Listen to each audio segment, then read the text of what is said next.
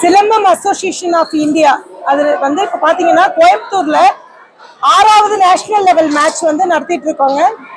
இது ரொம்ப வெகு சிறப்பாக நடக்குது. இதுல வந்து நிறைய மாநிலங்கள்ல இருந்து கலந்துக்கிறாங்க, மாவட்டங்கள்ல இருந்து நிறைய பேர் கலந்துக்கிறாங்க.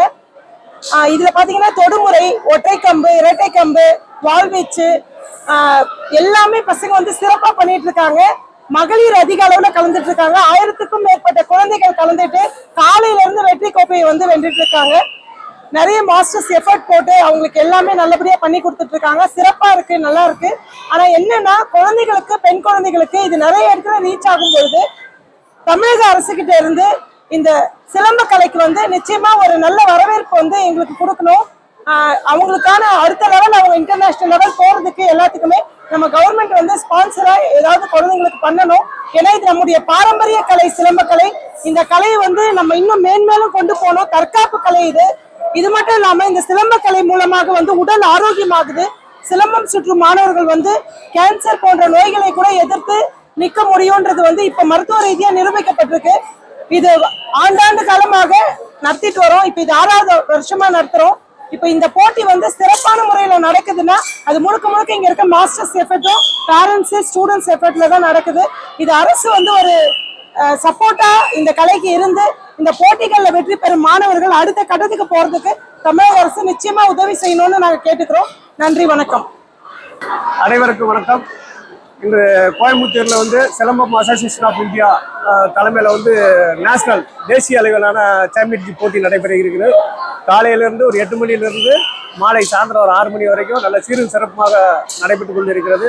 ஒரு 1000க்கும் மேற்பட்ட மாணவ மாணவிகள் வந்து கலந்து கொண்டாங்க. 4 வயசு முதல் 25 வயசுக்கு மேற்பட்ட ஆண்கள், மகளிர், ஆண்கள், பெண்கள் இருவரும் கலந்து கொண்டார்கள். இதில் ஒரு 11 வகையான விளையாட்டுகளை வந்து நாங்கள் இது பண்ணியிருக்கிறோம். ஒற்றைக்கம்பு, இரட்டைக்கம்பு, வாள்வீச்சு, ஒற்றைவாள், இரட்டைவாள், சுருள்வாள், வேல்கம்பு, மான்கொம்பு மற்றும் தொடுமுறை பயிற்சி வகுப்பு, தனித்திறமை போட்டி. இது ஆண்கள், பெண்கள் இருவரும் வந்து இந்த 11 வகையான போட்டிகளை கலந்துருந்தார்.